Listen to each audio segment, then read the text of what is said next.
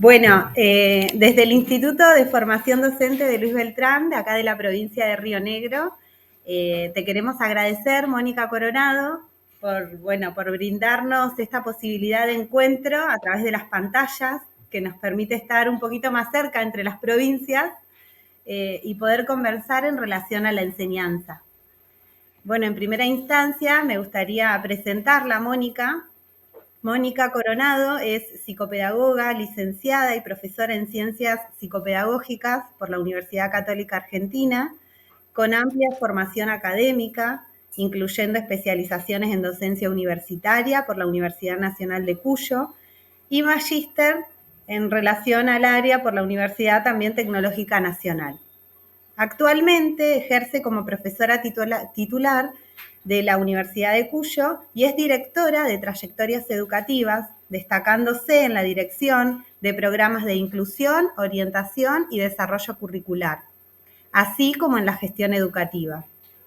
Ha ocupado roles importantes en la gestión pública en las provincias de Mendoza y San Juan, siendo reconocida por su labor como coordinadora provincial de educación técnico-profesional y en el programa de mejora de la educación secundaria. Además, es autora de numerosas publicaciones académicas y libros sobre educación, uno de los cuales recibió el premio Mención al Mejor Libro de Educación de la Fundación El Libro. Y bueno, muchos materiales que nosotros estamos compartiendo, ¿sí? De tus libros como La trama motivacional de la escuela y Claves didácticas para renovar la enseñanza por la editorial Noveduc. Así que bueno, un placer escucharte y contar con tu presencia a través de la pantalla, Mónica. Bueno, muchísimas gracias por esta invitación. Para mí es un placer y una alegría compartir con jóvenes que han elegido la docencia como un camino, ¿no? Y yo empecé a ejercer la docencia, la mayoría de ustedes no habían nacido, calculo yo, porque empecé en el año 90. Imagínense, llevo 24 años dando clase y hay algunas cuestiones que me gustaría compartir con ustedes que tienen que ver con algunos aspectos. Voy a compartir pantalla porque he hecho una presentación. De todas maneras, la vamos a ir llevando hacia donde ustedes quieran, nos vamos a detener en la que a ustedes les interese, vamos a profundizar aquellas que les parezcan más valiosas para conversar, pero la idea es que conversemos. Así que cuando tengan una pregunta, alguna cuestión para plantear o lo que sea, ahí está. Ahí no sé si puedo compartir mi pantalla. ¿Ahí se ve? Todavía no. A ver. A ver, un segundo. ¿Ahí? No, todavía no. Ah, bien. Dame un segundo porque me aparece que estoy compartiendo. Bueno, y hablar un poco de lo que es, ahí voy a tratar de nuevo compartir pantalla. Me dice ventana, yo pongo pantalla completa y pongo compartir. Ahí está, comparto. Y ahí voy de nuevo a mi presentación. A ver, Sí. esperemos. Ahí está, ¿y se ve? Ahora sí. Ahí lo hice bien. Está genial. Entonces, bueno, un tema que muchas veces cuando uno se forma como docente, se habla de la didáctica, de qué enseñar, del contenido, de determinadas dimensiones que ustedes las han visto sobradamente en la formación, porque han analizado, obviamente, a ese campo disciplinar en el que ustedes van a trabajar y las didácticas específicas, las didácticas generales. Y hay un tema del que mucho no se habla, que tiene que ver con una dimensión afectiva, emocional que tiene el trabajo docente, esa dimensión emocional que también tiene que ver con otra dimensión que es la dimensión ética. Así que ese es un poco el tema del cual vamos a hablar. Y yo los invito y las invito a pensar en una frase de Paulo Freire, y él dice que es imposible enseñar sin una capacidad de amar, ¿no? Bien cuidada, dice, inventada o bien cuidada de amar. Inventada es que uno la tiene que crear de alguna manera, y amar no en el sentido del amor romántico, del amor de pareja, habla de la pasión, del entusiasmo, de la alegría, del disfrute, del goce, porque el amor tiene mucho que ver con el goce, con la entrega. Entonces, esto es lo que plantea Paulo Freire, que hay si uno quiere pasarla bien, cuando enseña, tiene que enamorarse un poco de la enseñanza.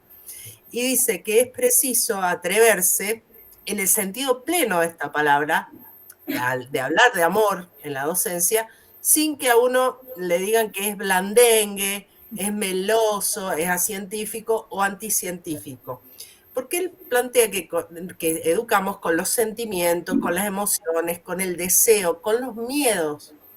El miedo a que nos salgan mal las clases, a que no podamos conectar con nuestros estudiantes, a que las cosas se salgan de control, con dudas, con pasión, pero también con algo que él llama la razón crítica. Pero nunca educamos solamente como seres racionales, como si fuera una actividad puramente tecnocrática en donde yo imparto, como se usa, un verbo que se usa durante mucho tiempo, contenidos.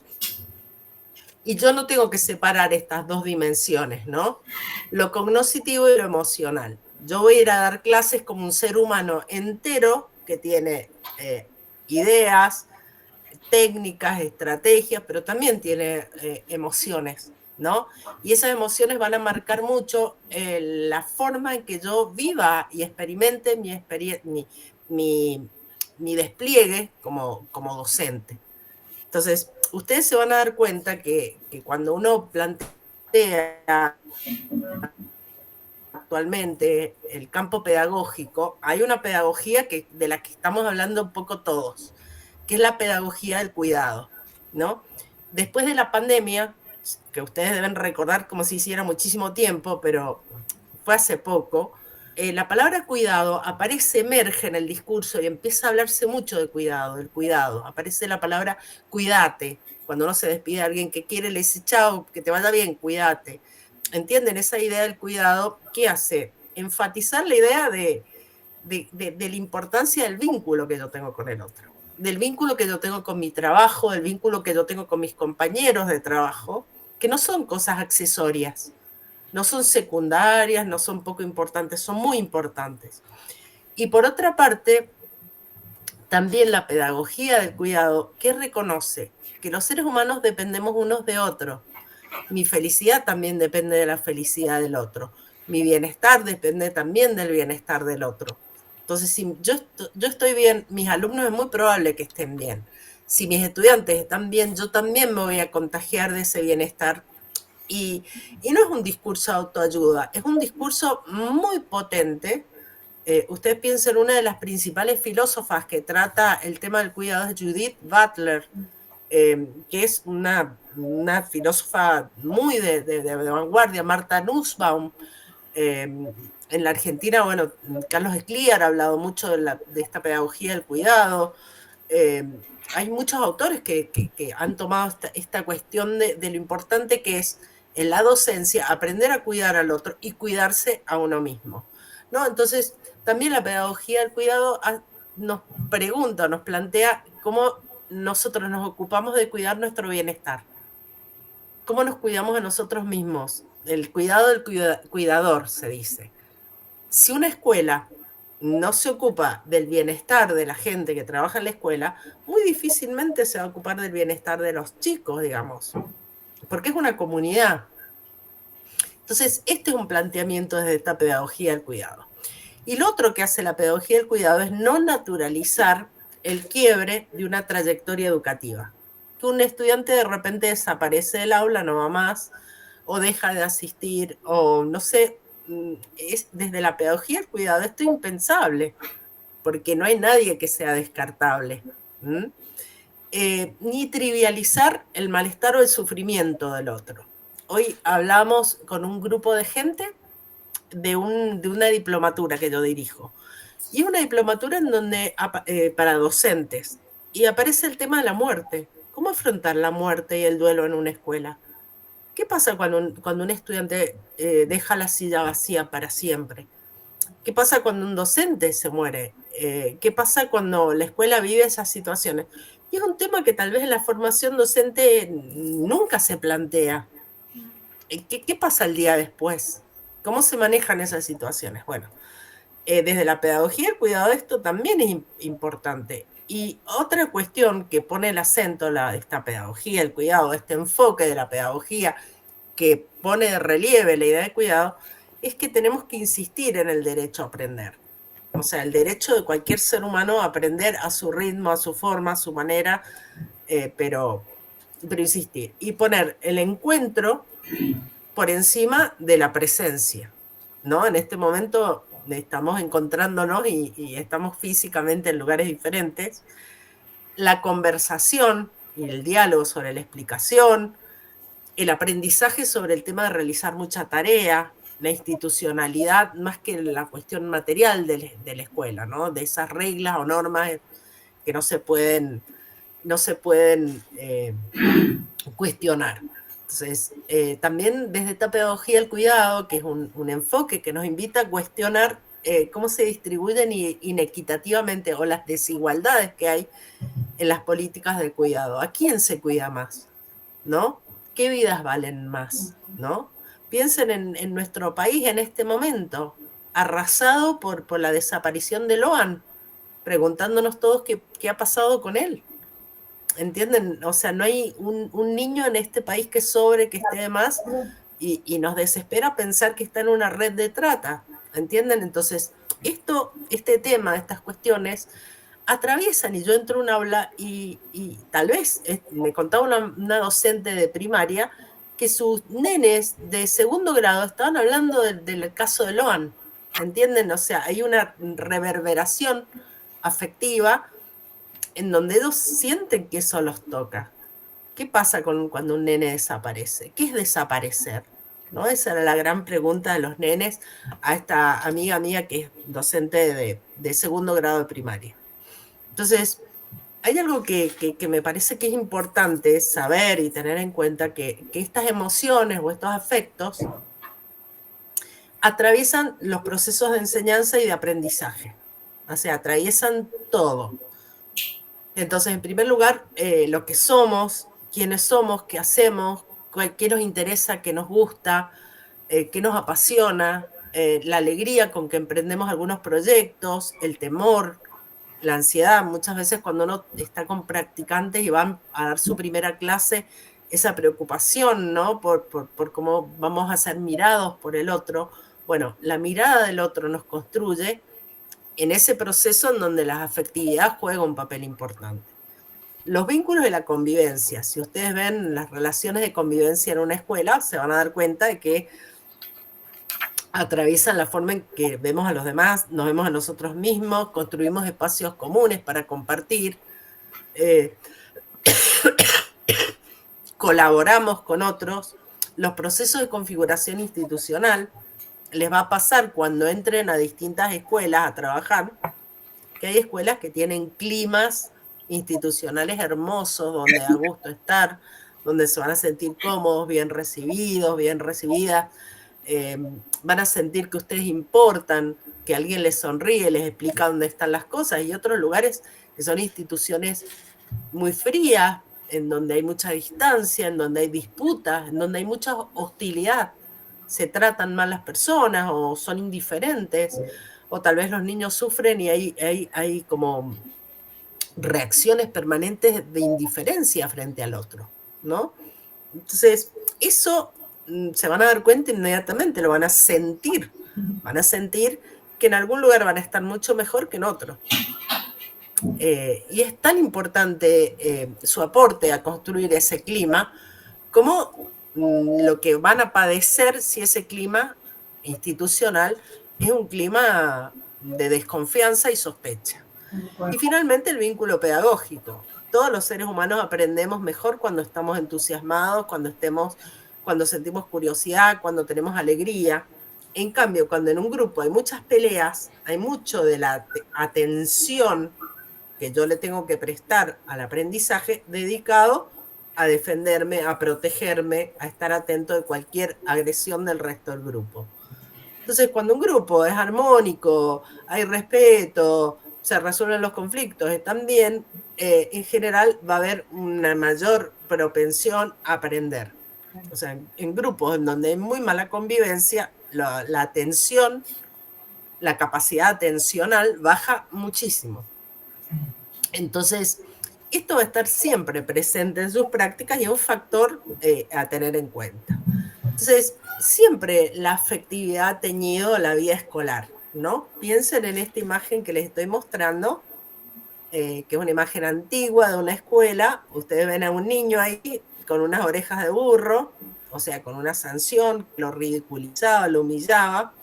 Un niño exponiendo y el maestro ahí con un puntero, o sea, que el castigo físico era algo normal. ¿Para qué les muestro esta imagen? Porque la vida escolar está legitima determinados afectos. Dice que determinados afectos están bien. Y acá que dicen, la letra con sangre entra. Esto es lo que les están diciendo. Entonces, mientras yo sufra, me humille, me sacrifique, estas son las palabras asociadas al hecho de aprender. Fíjense. A diferencia de otros escenarios, digamos, donde en torno al aprendizaje se legitiman otras emociones, como puede ser la curiosidad, el entusiasmo, la alegría, el compartir, el colaborar, la flexibilidad, la creatividad, que es diferente a esto que están viendo enfrente. Entonces, hay escuelas donde ustedes van a ver legitimada cierta afectividad y hay otras en las que van a ver legitimada otra afectividad, en donde no tienen lugar determinadas emociones porque no son bien vistas. Este es un concepto que desarrolla Karina Kaplan en profundidad, pero es muy interesante que ustedes vean cómo acá, digamos, en ninguna escuela, o en muchas escuelas todavía, de forma implícita se sigue legitimando que la humillación educa, que ser humillado educa, que yo pase vergüenza educa, que a mí me reten, que a mí me golpeen, tal vez no físicamente, pero con palabras duras, que a mí me pongan en evidencia. Sigue pensándose que eso a mí me va a genera algún efecto educativo. Entonces, es como para pensar. Entonces, frente a estas realidades, digamos, de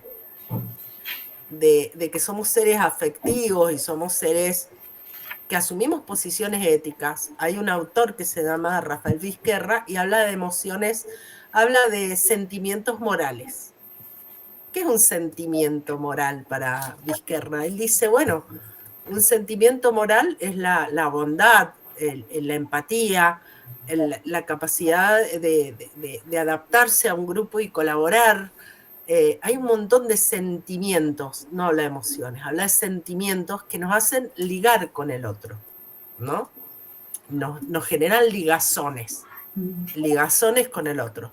Entonces, dice, hay sentimientos que generan esas ligazones o esos enganches con el otro. Entonces, cuando uno trabaja en las escuelas y dicen, ay, vamos a dar educación emocional, no es educación emocional, es educación de algo más profundo, que son los sentimientos, lo que sentimos, lo que experimentamos, lo que vivimos. Y esos sentimientos morales nos tienen que llevar a adoptar una posición. ¿Qué es una posición? Es como yo me pongo físicamente e intelectualmente, emocionalmente frente a una realidad como es la educación. Eso es una posición, es como yo me paro frente a algo.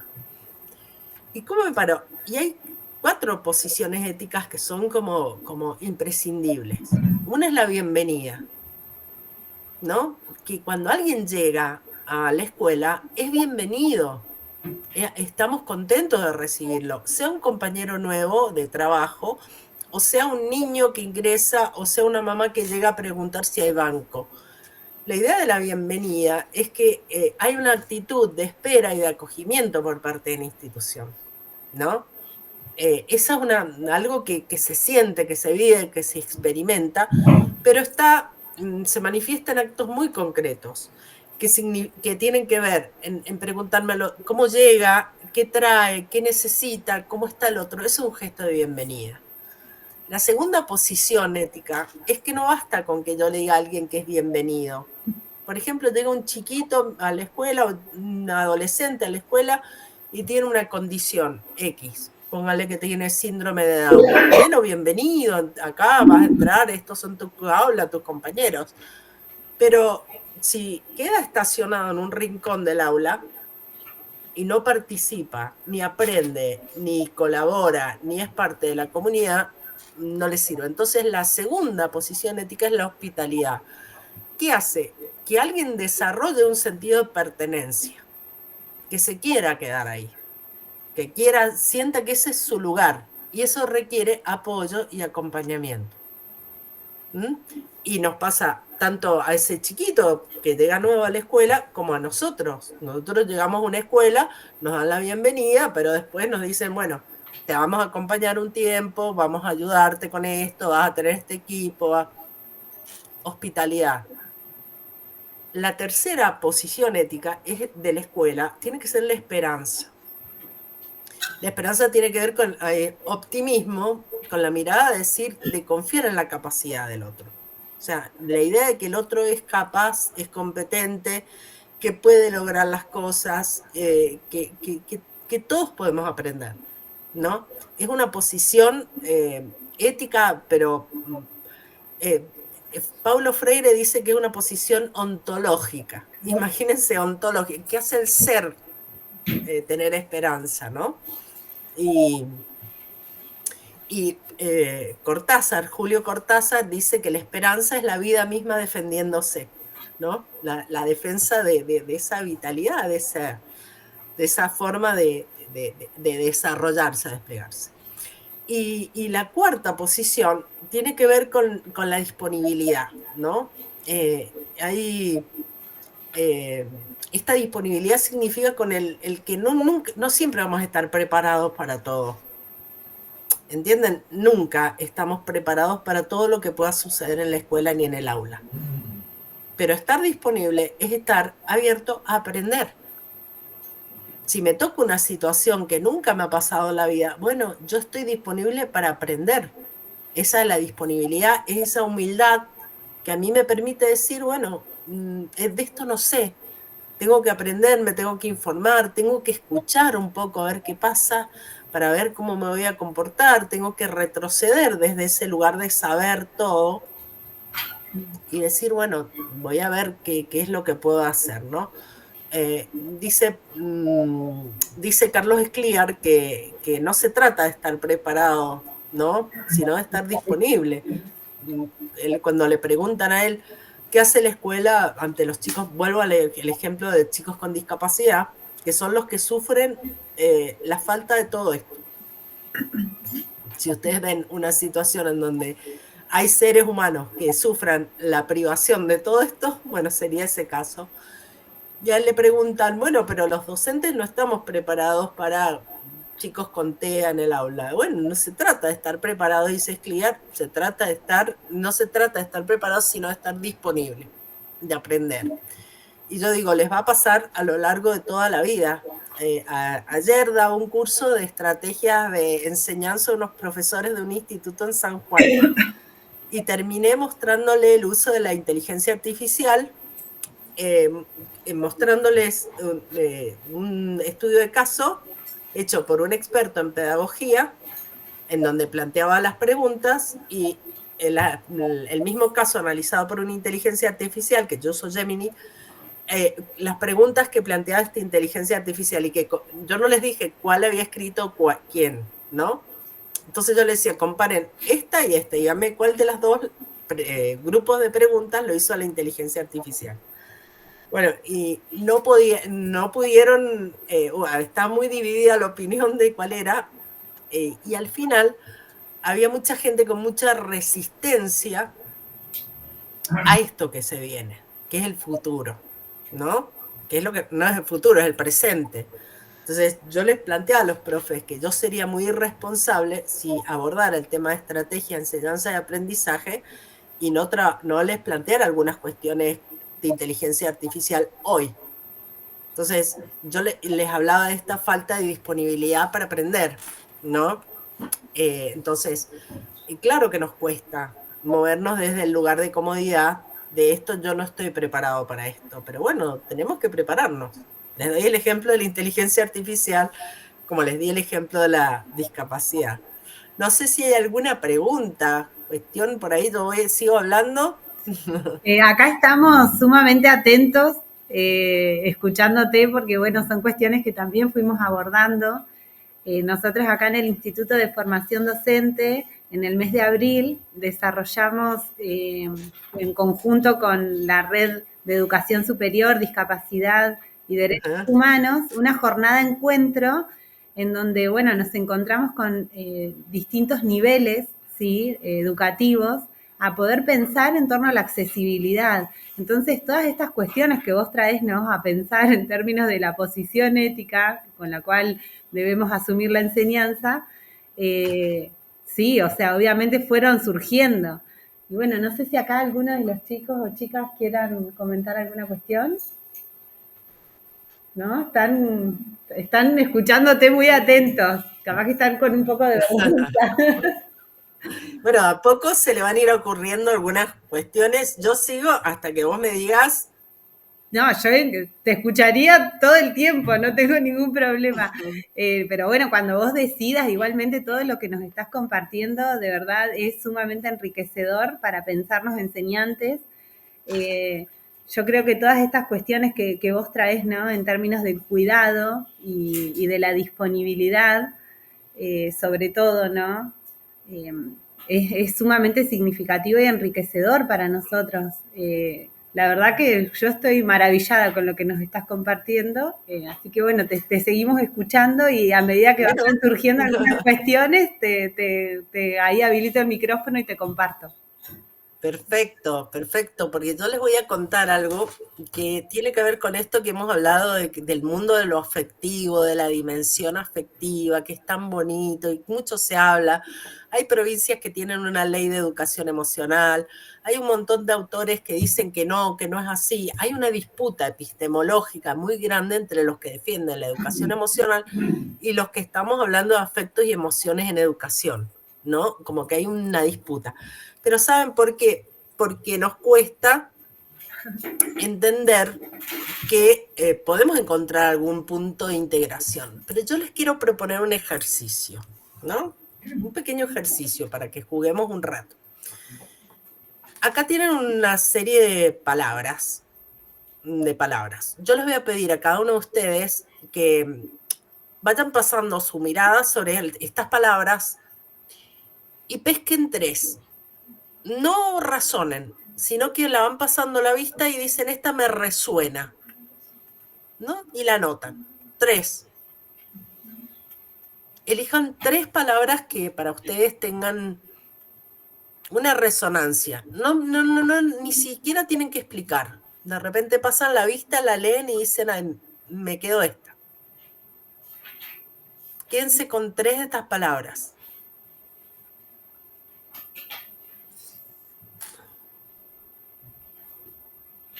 ¿Ya las tienen? Sí. ¿Sí?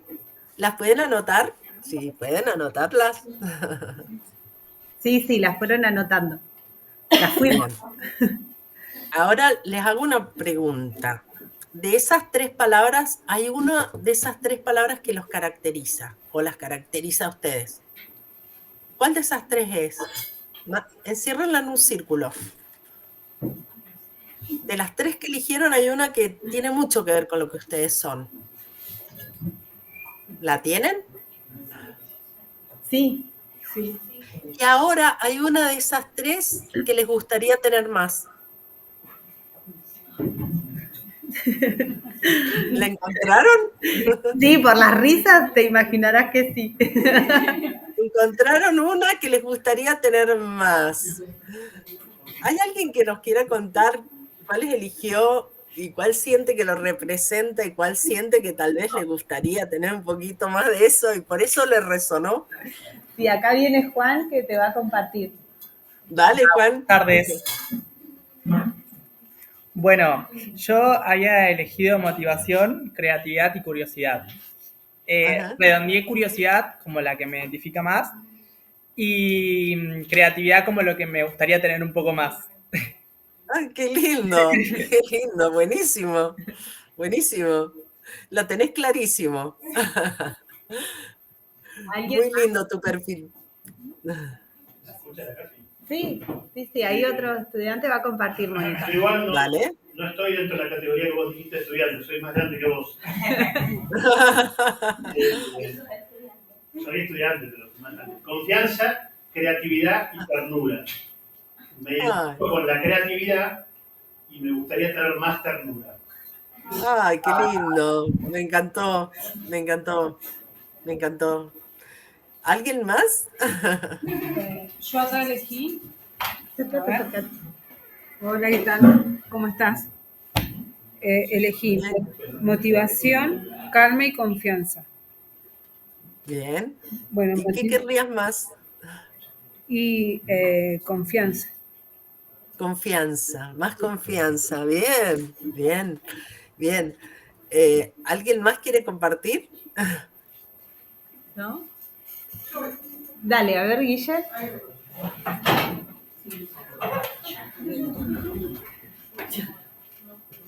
Ahí viene, se está acercando Guillermina. Hola. Hola. Bueno, yo elegí dinamismo, ternura y paciencia. Creo que soy muy dinámica, pero que me falta paciencia. Bien. Se va construyendo, se va construyendo. Bien, va muy bien, me gustó. A todos nos falta un poquito. Sí, yo creo que sí. Gracias. Bueno, les cuento, lo hice con adolescentes y les hice la pregunta primero para ellos, pero les pregunté, ¿qué de estas 3 cuestiones les gustaría encontrar en el mundo adulto? ¿Qué les parece que contestaron mis adolescentes? Alegría, buen humor, paciencia, dicen. Sí, exactamente. Y les agregué alegría, buen humor, paciencia y calma. Calma, calma, apareció. Y a la noche tuve una reunión con las familias, con papás, mamás, abuelos, los que querían venir, y les dije, ¿qué elegirían para ustedes para ser mejores papás o mamás? ¿Y qué les parece que eligieron? Calma, paciencia y buen humor. Creatividad para cocinar. Creatividad también, flexibilidad. Eligieron un poquito de cada cosa. Este es un recurso que a mí me sirve un montón para poder empezar alguna reunión o trabajar con este tema, de que nos miremos y digamos, bueno, hay muchas cosas de estos que realmente las tenemos y hay algunas de estas cosas que nos gustaría tener un poquito más, pero fíjense cómo coinciden el vínculo entre el mundo adulto y el mundo adolescente, los puntos claves donde pueden encontrarse en la calma, en la paciencia y en el buen humor, porque lo necesitan de los dos lados, digamos, lo sienten como necesarios. Y hasta qué punto, yo les pregunto, en la escuela o en el tipo de escuela que tenemos hoy, está muy presente la paciencia, el buen humor, la calma, la confianza también. ¿Hasta qué punto nosotros le transmitimos eso a los chicos y chicas hoy? ¿Hasta qué punto lo hacemos? ¿No? Esa es una gran pregunta para dejarla abierta. Pero bueno, era una pequeña actividad para que podamos jugar. Y si ustedes analizan cuando leen cuestiones de las emociones, se van a encontrar con que hay como sesgos, ¿no? Hay gente que dice, ay, no, es el cerebro o son las emociones básicas. Y hay una vida emocional re compleja. Todos los seres humanos tenemos alegría y tristeza a la vez, tenemos miedo, tenemos culpa, tenemos preocupación y tenemos entusiasmo, digamos. Somos personas que vivimos emocionalmente el mundo, ¿no? Entonces no podemos simplificar y decir que hay 4 básicas, hay un montón.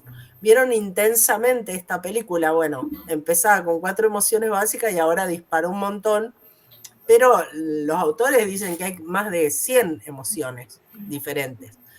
Porque no es lo mismo estar enojado que estar decepcionado. Y no es lo mismo estar enojado, decepcionado, que estar resentido. Y están todos dentro de la gama del enojo, ¿entienden? Esto se llama granularidad emocional. Y es que yo pueda entender que hay muchas emociones diferentes. Y que yo tal vez le pregunto a mi pareja, ¿vos estás enojado? y va a decir no, y tal vez no está enojado, está resentido, que es peor, digamos, tal vez peor, ¿no?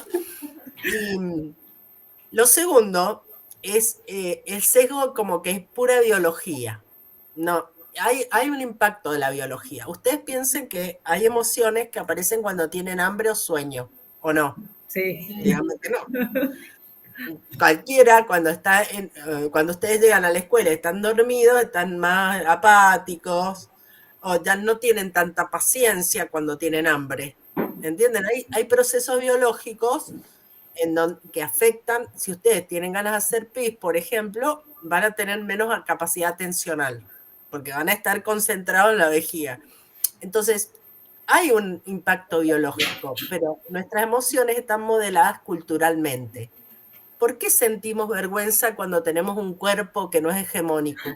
Porque la cultura nos ha metido la idea de que hay que avergonzarse de eso, o avergonzarse de determinadas cuestiones, tiene mucho que ver con lo cultural. Entonces, hay una teoría de la emoción construida, y es que construimos nuestras emociones, porque vivimos en un mundo interpretado, ¿entienden? Entonces, hay otra cuestión que es un mito, dicen hay que gestionar las emociones. No, lo que hay que gestionar es la vida para no tener esas emociones. ¿Por qué? Piensen en el odio del racismo. El odio del racismo. ¿Hay que gestionar el odio o educar el odio? ¿Se educa el odio? No. Lo que se educa es la mentalidad racista que da lugar al odio. Y por eso es tan importante lo que ustedes hacen de las ciencias sociales.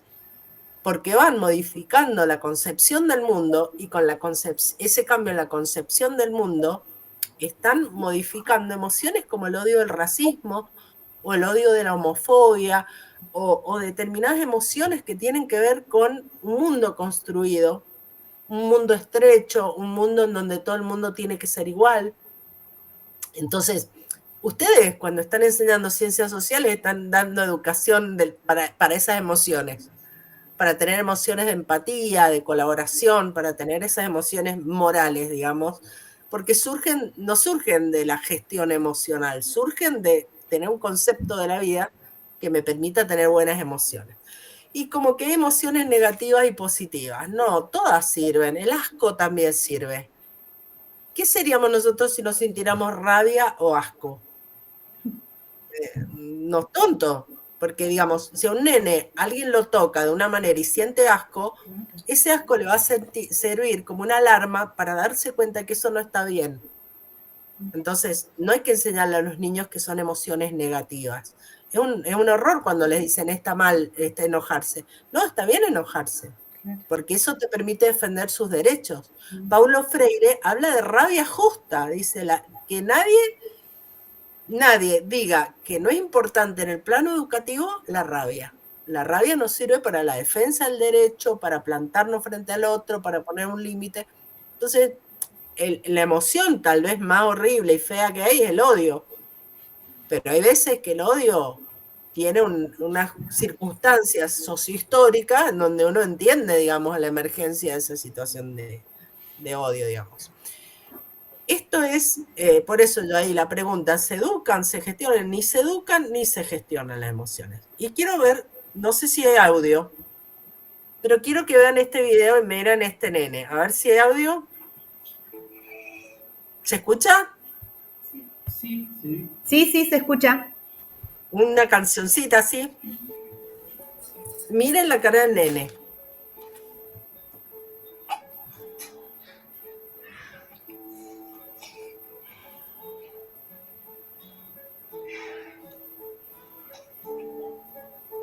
Talk to her.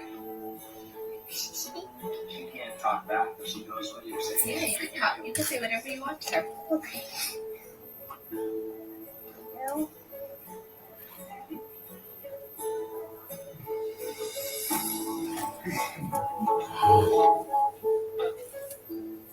Miren lo chiquitito que es y todas las emociones que pasan por esa carita. Sí. ¿Siente nada más que alegría? No. Siente alegría. ¿Qué más?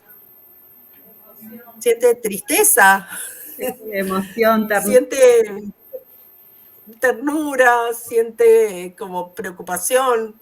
Digamos, la vida emocional es súper compleja. Y hay otra característica de la vida emocional, fíjense acá, nosotros nos dicen, ¿cómo está? ¿Todo bien? Miren todo lo que hay debajo. O sea, no es que o sea, sentimos emociones sobre emociones. Hace poco, una docente me contaba de un nene con un comportamiento horrible. Entonces yo le contaba de una película que se llama El Proyecto Adam, en donde el Adam adulto se encuentra con el Adam que es un niño. Y hablan porque este niño trata muy mal a su mamá.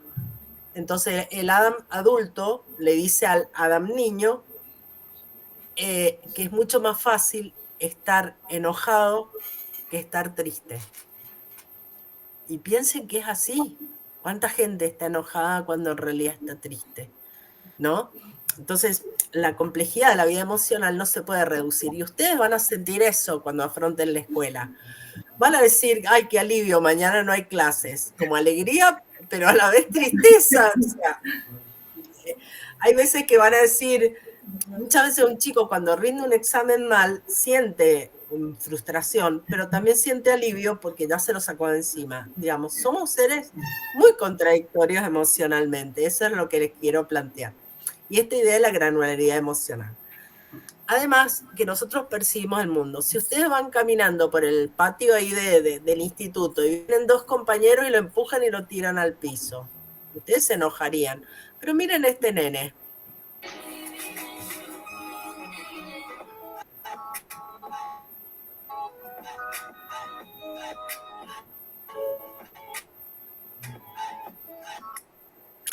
Piensen que vivimos en un mundo que interpretamos. Entonces, si un chico tiene miedo a rendir un examen final es porque lo está percibiendo como una amenaza. O sea, interpreta que el examen es una amenaza y tiene miedo de enfrentar esa amenaza. ¿Qué es lo que se siente amenazado? Su autoestima, la imagen que tiene de sí mismo. Entonces, esto lo dice un antropólogo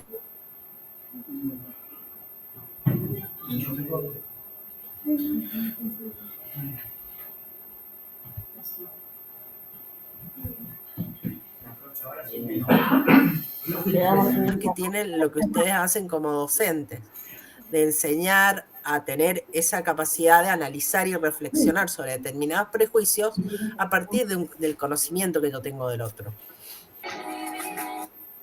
Y bueno, y otra cosa que les quiero comentar, que no sé si ustedes tienen mascotas. ¿Tienen mascotas? ¿Hay muchos? Perritos, gatitos. ¿Sí? Se cortó un poquito cuando ibas comentando, retomando luego del videíto cortito. Ah, bien. Así Sí. que si nos podés por ahí como situar otra vez en esa escena. Bien, bien, les comentaba que un antropólogo que se llama David Le Breton, que estudia el tema de las emociones, plantea que reaccionamos al mundo tal cual lo interpretamos, ¿no? Un perro a un niño le puede dar miedo, de acuerdo a su experiencia, y a otro le puede provocar curiosidad. A mí un examen me puede generar mucho miedo si yo lo percibo como una amenaza. En ese caso, los niños van caminando y lo hacen en un contexto de juego, no hay una percepción de que eso sea hostil. Claro. ¿Entienden? Entonces, muchas veces cuando uno trabaja con adolescentes o como niños, interpretan que alguien los miró de costado y que eso implica un desprecio. Pero es un mundo interpretado, digamos, es una interpretación del mundo y del otro que a mí me hace reaccionar emocionalmente de una manera. Y lo otro que les quiero comentar es que ahí tienen un perrito, ¿no? Que el mundo emocional lo compartimos con otros seres vivos, con otros, en general mamíferos, bueno, pero compartimos muchas emociones. Si ustedes tienen un perro o un gato, sabrán que sienten alegría, tristeza, miedo, a veces vergüenza, a veces culpa. Miren este animalito.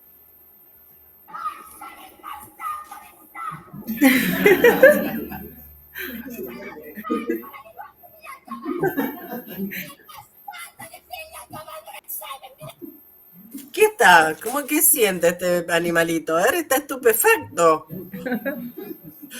Está asombrado. O sea, sienten asombro, sorpresa, digamos, comparten un montón de emociones. Entonces ustedes me dirán, bueno, pero ¿qué es lo humano? ¿qué es el humano? Si el perro siente igual que yo, sentimos, somos seres emocionales, el perro y yo, ¿qué tenemos de diferente? Y hay un autor chileno que se llama Humberto Maturana que dice que lo humano es el entrelazamiento de esto de lo emocional y lo racional. Y cómo podemos ser racionales con nuestras emociones. Y por ejemplo, un amigo nuestro se compra algo buenísimo, no sé, una moto divina, y yo siento un poquito de envidia, pero me hablo a mí misma para no sentir esa envidia, digamos. Tengo una conversación interna para no experimentar esa emoción. O siento culpa porque salgo con un grupo de amigos y dejo otro de lado. Bueno, yo trabajo mis emociones con el lenguaje. El lenguaje nos sirve para trabajar esa emocionalidad. Entonces, ¿qué es lo humano? El lenguaje, la capacidad de reflexionar y la trascendencia. Esos son 3 elementos humanos. Entonces, es muy importante cuando ustedes sientan algo frente a un aula, sientan decepción, sientan alegría, sientan miedo, sientan tristeza, háblenlo con alguien. Háblenlo porque no se lo guarden, no dejen que eso quede en su corazón. Hay unos versos de William Shakespeare que dice, dad palabras al dolor.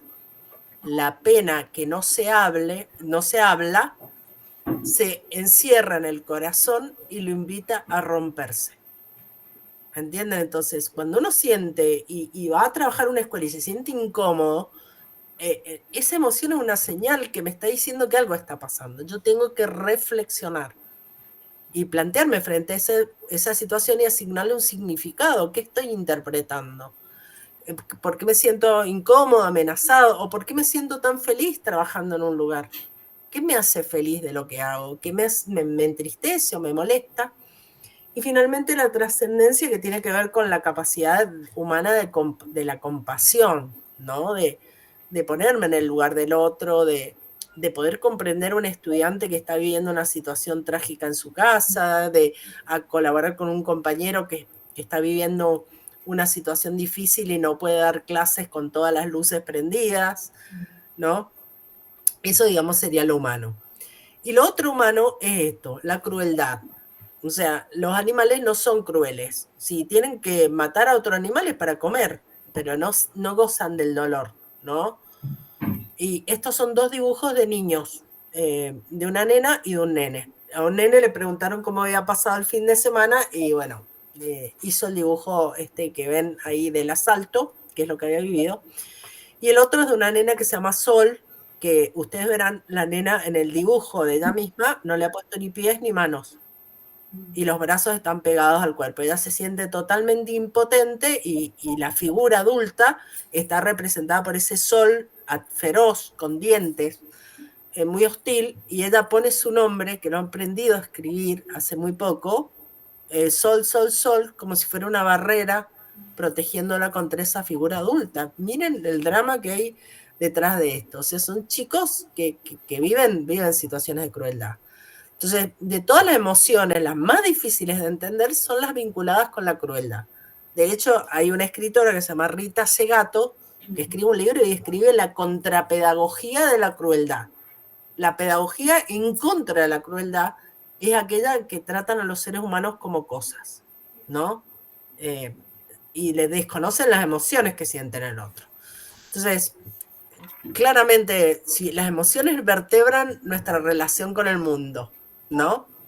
Nos unen, nos dan un pegamento con el mundo, tienen una base biológica, pero también tiene que ver con nuestra biografía, con nuestra historia y nuestra cultura. Vamos a tener miedo cuando sean papás o mamás. ¿Alguno debe ser ahí papá o mamá? ¿O no? ¿Hay en el grupo papás y mamás? Sí. Sí hay. Bueno, hay 2 emociones que siempre van a tener, miedo y culpa. ¿O no? Díganme que no. Sí, sí. Siempre. Uno es padre, madre, siempre tiene miedo y siempre tiene culpa. Porque algo mejor podría haber hecho y algo le puede pasar al niño. O sea, ese es el leitmotiv de la paternidad, la maternidad.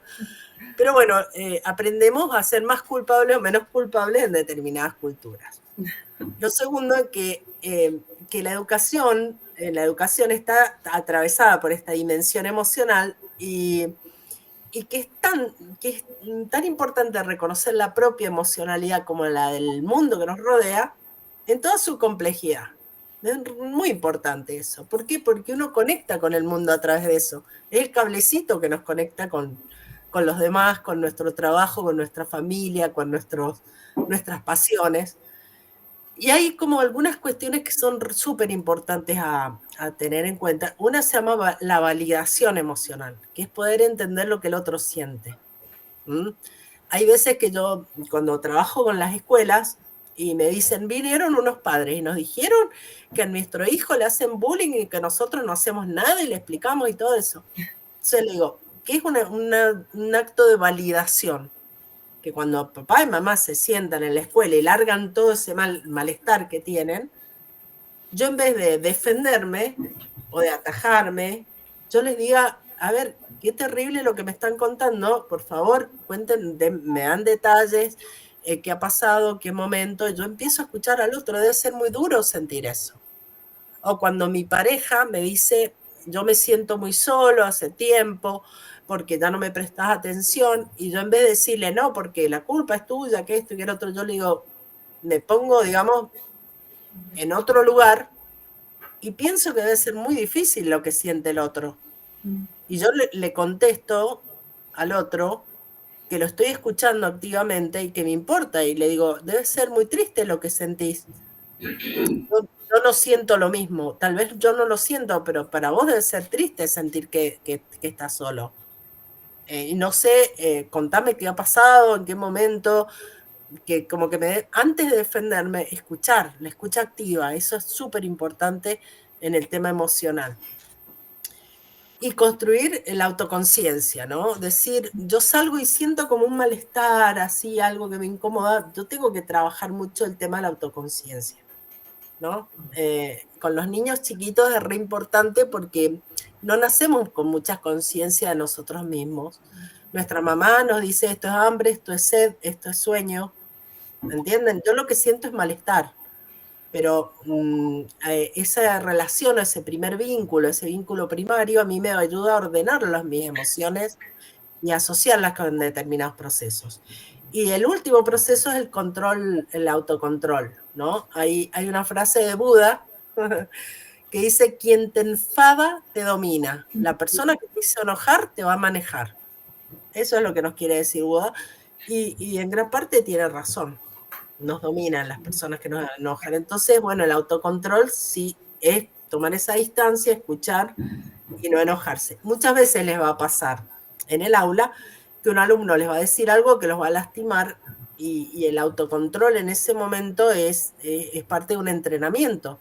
Yo trabajaba en una escuela en donde nos ayudaron muchísimo en la gestión de conflictos a no reaccionar, ¿no? Si un estudiante se portaba mal y yo le decía, estoy muy enojado, cuando termine la clase hablamos, y yo lo dejaba ir viendo a fuego lento hasta que terminaba 20 minutos después la hora, y en el recreo lo hablaba, pero nunca en el momento del enojo. Yo paraba la situación y le decía, termina la hora y hablamos. Pero no dejaba que me dañara esta cuestión emocional. Y bueno, lo último que les quiero contar es que las emociones son súper contagiosas. Si ustedes están con alguien y conversan y están sonrientes, van a terminar llevándolo al lugar. Y como si están con una persona que es amarga, triste, los lleva un poco a ese lugar.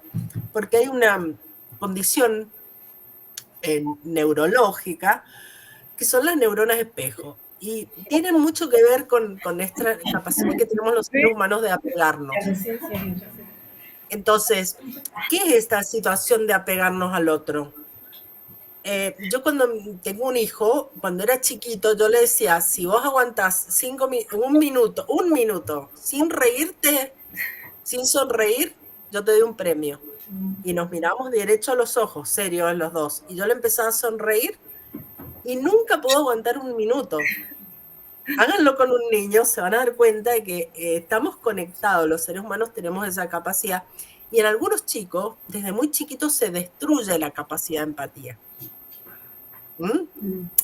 Hay un experimento que se hizo durante mucho tiempo de un investigador entra a una sala con un montón de cajas, las acomoda y se le caen. Sale de la sala. Después entra otro investigador, apila las cajas, se le caen, se echa al piso y se hace como que se pone a llorar. Y el montón de bebés, de ambuladores, piensen entre 2 años y 1 año y 2 años, se le acerca y lo empieza a acariciar y a consolar. Y empiezan a apilar las cajas a los bebés. Es decir, que esta capacidad de conexión está. Entonces, ¿por qué es importante? Porque contagiamos el estado de ánimo. Si yo entro al aula con buena onda, tal vez va a costar un montón, pero yo voy a contagiar. Bueno, miren esto, miren el contagio emocional, miren la conexión emocional que hay entre estos dos, entre padre e hija.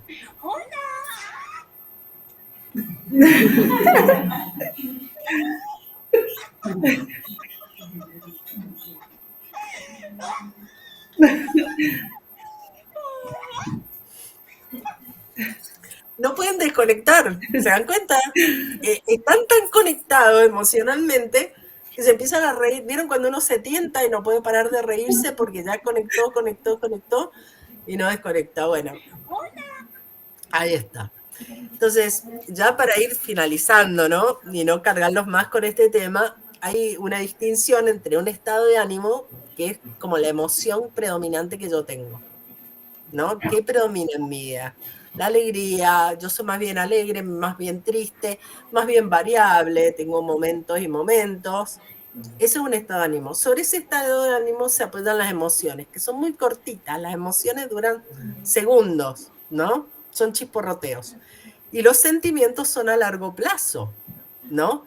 Y ustedes piensen en cuando se ponen de novios o de novias. Al principio ustedes sienten una alegría, pasión, sienten mariposas en el estómago. Cuando ustedes llevan casados 20 años, lo miran al tipo y dicen, ay, Dios mío. Pero lo quieren y le darían un riñón a esa persona que quieren. ¿Entienden? O sea, ya no hay una emoción, ay, qué bonito, qué lindo. No, ya está. Pero hay algo más profundo a veces que es el sentimiento. El sentimiento es algo duradero. Pero ¿cómo se construye un sentimiento? Con emociones. Porque al principio ustedes le pusieron mucha, pero si ustedes creyeran que el amor es pura emoción, se les acabaría a los 2 meses.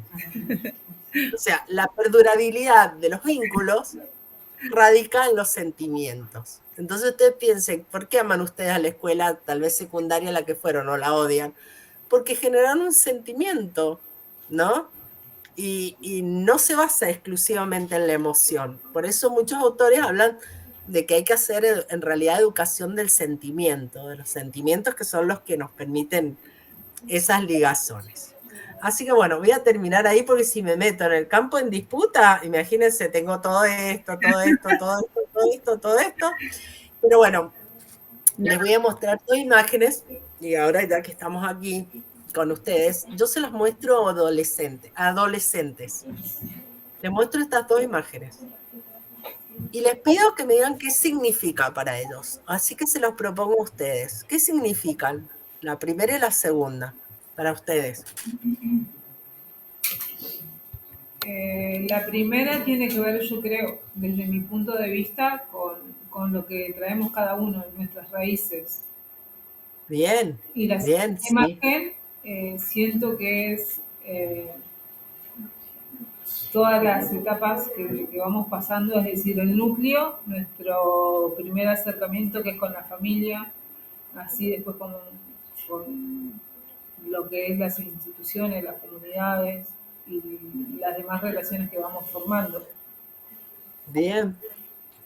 ¿Qué más? ¿Alguien más quiere contar a ver qué le parece a cada una, qué le significa o qué le representa? Para allá, ¿no?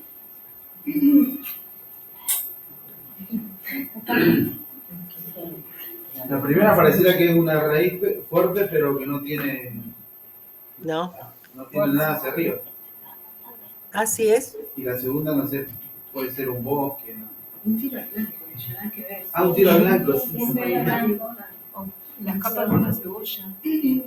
Está saliendo de miren todas las interpretaciones. La primera se refiere al duelo, a la pérdida, ¿no?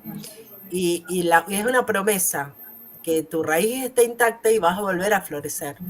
Por más dolor que sientas hoy, por más terrible que sea la situación que estás viviendo, por más que sientas que te has quedado sin hojas, sin ramas, sin nada, la raíz tuya, lo que vos sos como ser humano, es fuerte y vas a volver a florecer. ¿Entienden?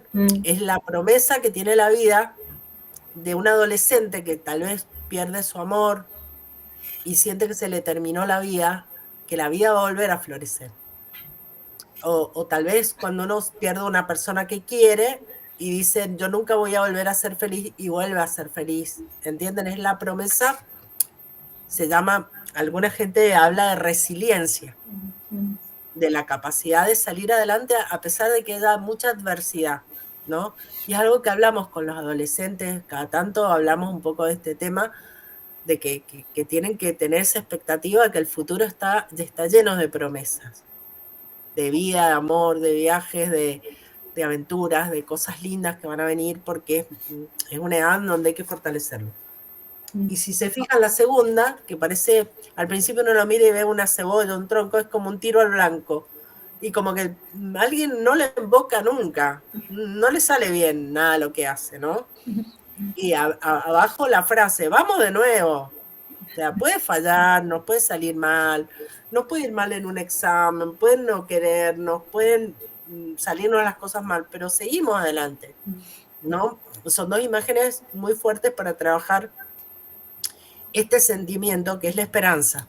¿Se acuerdan de las posiciones éticas? Sí. La esperanza es, vas a volver a florecer y si no te ha ido bien una vez, 2 veces, 3 veces, vamos de nuevo porque, bueno, es por ahí. Así que bueno, hay 3 bibliografías ahí recomendadas que yo después se las voy a mandar. Hay uno precioso que es de Le Breton, si quieren leer algo de las emociones. Está la de Karina Kaplan, Los sentimientos de la escena educativa, y ahí a Lily Maltz, que habla de ESI, de la educación sexual integral, como un recurso, y voy a dejar de compartir, ya después se los mando, pero bueno, no quiero extenderme más y quitarle más tiempo del que les he quitado, pobres. No, del que nos has donado. La verdad que estamos maravillados y muy contentos con todo lo que nos compartís. No sé si alguien quiere comentar algo.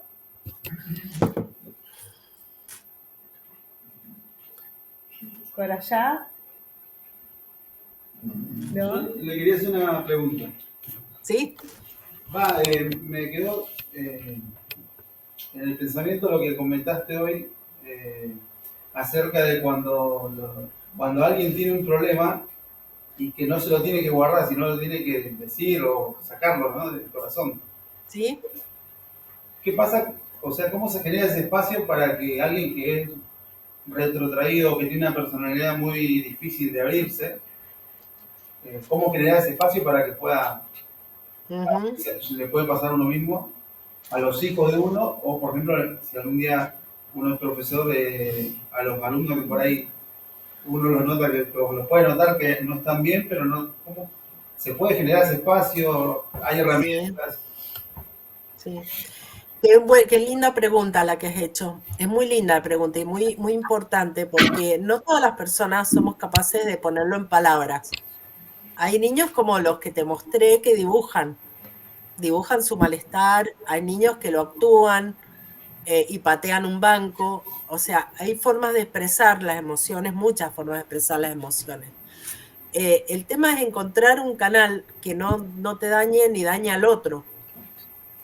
Entonces, hay chicos que a veces uno les dice que escriban, que cuenten lo que sienten. Por ejemplo, para los practicantes de la docencia, el diario, llevar un diario en donde anotan sus experiencias, sus dudas, sus temores, sus preocupaciones, pero no tener miedo a mostrarte vulnerable. Y lo otro es generar espacios de confianza en donde vos también admitas frente al otro que también te podés sentir triste, que tenés malos días, porque vas a llegar como profesor al aula un día y vas a decir, hoy no estoy de buen humor. Este fin de semana perdió Boca. O vas a estar porque digo, las vidas tuyas están atravesadas de emociones, entonces vos podés sentir desde ese lugar, que no está mal estar enojado, estar triste, o estar aburrido, o estar cansado, o tener sueño. Pero bueno, vamos a superar la situación y nos vamos a poner las pilas. Pero creo que las personas que son tímidas encuentran canales de expresión, pueden a través del arte, por eso es tan importante el arte. Sí. Es tan importante cualquier forma de arte. Desde el teatro, la danza, la música, hacer escultura, dibujar, pintar, todo eso es importante. Y hablar de las emociones también, o sea, que no sea un tema que no sea parte de la enseñanza. ¿Cómo nos sentimos hoy? ¿Cómo estamos? Se ve que hay un ánimo muy festivo, muy alegre, y están todos que parecen zombies. Pero bueno, tal vez ponerle un poco de humor a las cosas te ayude también a... Sí, a sobrellevar las situaciones. Claro. Yo uso muchos videos, por ejemplo, de esos, vieron que les he mostrado unos TikToks y videos que bajo de las redes. A mí me sirven muchísimo para explicar conceptos complejos. Y nos divertimos un montón. Yo los uso un montón en mis clases. Y no me preocupa que consideren que soy científica o que no es elevado, no sé qué. No me importa, porque son conceptos que yo necesito explicar. Pero me parece que hay que divertirse y pasarla bien y disfrutar, y eso habilita un montón de espacio para hablar de otras emociones, porque la alegría es una muy buena puerta de entrada. Sí, tal cual. Permiso. Sí. Hola, Moni, ¿cómo estás? ¿Qué tal? Hola. Yo soy Caro, profe de Psicología Educacional, compañera acá de DAI. Ajá. Tenía esta pregunta, ¿no? En este tiempo, en este contexto sociopolítico que estamos viviendo, donde se instalan los discursos del odio, donde aparece la desesperanza fuertemente, lo vemos en las nuevas generaciones, ¿cómo se tensiona, digamos, en lo educativo esta alegría y este sentimiento de esperanza que queremos construir cuando vemos que lo que se está vivenciando realmente es muy doloroso, digamos, y muy hostil, y que no genera como mucha sensación de futuro, digamos, desde este lugar de proyección vital? Esperanzador. Entonces, ahí, ¿cómo podemos fortalecernos los educadores para no claudicar en nuestra apuesta, ¿no? Por la dignidad de todas las vidas y por una esperanza posible cuando sentimos que estamos un poco desahuciados a veces? Esa es mi pregunta. Sí, qué muy buena pregunta y comparto tu inquietud. Yo creo que la respuesta, hay un nuevo libro de Karina Kaplan que habla de la escuela como refugio. Sí. Creo que hay que marcar un perímetro, ¿no? Hay que marcar un perímetro que es la escuela y decir acá es un lugar seguro. Este lugar es un lugar emocionalmente saludable, cuidar la escuela como un refugio y poner una frontera a ese espacio de odio, porque si la escuela es invadida por el entorno, que es un planteamiento que hace Silvia Duchaski. Silvia Duchaski dice, cuando en el contexto invade la escuela y el odio que hay afuera se instala adentro, ahí perdimos. Entonces, yo soy muy defensora de la idea de la pedagogía del territorio, ¿no? De la escuela como un territorio a proteger, a defender. El instituto. Yo llego al instituto y me encuentro con un escenario en donde eso no circula. Acá no circula, esto es un refugio de ese espacio. Y es un lugar de descanso también. Y es un lugar donde vos construís un espacio de resistencia a esa erosión de la esperanza. Porque si no, yo digo, estamos formando docentes y terminan llenos de desesperanza y diciendo, este no le da la cabeza, este es pobre, no va a llegar a nada, estos chicos vienen de tal lugar. Y terminamos alienando nuestra propia práctica y terminamos quemados en 5 años, ya no servimos para nada, ni para cambiar un poquito. Entonces, mantener la esperanza es mantenernos nosotros enteros y vivos. Es un acto de resistencia, ¿no? Hay un libro precioso, yo le cito, pero digo, ahí está la pedagogía de la resistencia de Philippe Mérieux, donde dice que el docente es un insurrecto, que está en contra, que se planta frente a este tema.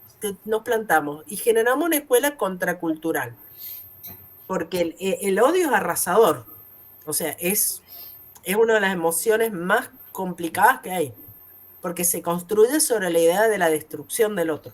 Claro. Tal cual. La aniquilación, es una emoción aniquiladora del otro. Entonces, tenemos que tener cuidado que no nos contagie. Como nos contagia la alegría los demás, que no nos contagien el odio, no entrar en el circuito, ¿no? Sí, tal cual, estar atentos ante eso. Resistir, Sí. resistir y digo, ponerle buen humor, porque es la forma en que nos vamos a jubilar estando frescos, sanos, enteros, y no llegar a la jubilación destruidos, despedazados, arruinados. Y que la docencia sea un camino entre espinas, no, que sea un camino que a mí me dé satisfacción y felicidad y goce. De eso habla Freire, del amor, del goce, de la alegría, del disfrute. Tal cual. Y de ser yo dueño de mi clase, ¿entienden? De poner en mi clase lo que a mí me viene a sumar todo esto. ¿Qué es lo que yo le puedo decir después de 34 años de dar clase? Qué genial, me encanta. Mónica, estamos muy agradecidos, muy conmovidos con esta nueva forma, ¿no? de poder pensar la dimensión de la enseñanza desde esta dimensión emocional, afectiva, desde cómo nos afecta también, ¿no? Para poder afectar al otro. Así que, no, yo estoy maravillada, sumamente contenta. No sé si alguien quiere comentar algo y si no, ya le damos las gracias a Mónica. ¿Sí? Bueno, acá quieren aplaudir, así que... Muchas gracias. Gracias por escucharme. Gracias por todo. Gracias por tu generosidad, por estar disponibles para este encuentro y que te mejores prontito. Así que te mandamos desde acá, desde Río Negro, todo nuestro amor y cariño para tu pronta recuperación y gracias de verdad, de todo corazón. Bueno, muchas gracias y bueno, en otro momento nos volveremos a ver. Seguramente, muchas gracias. Chau, chau. Gracias.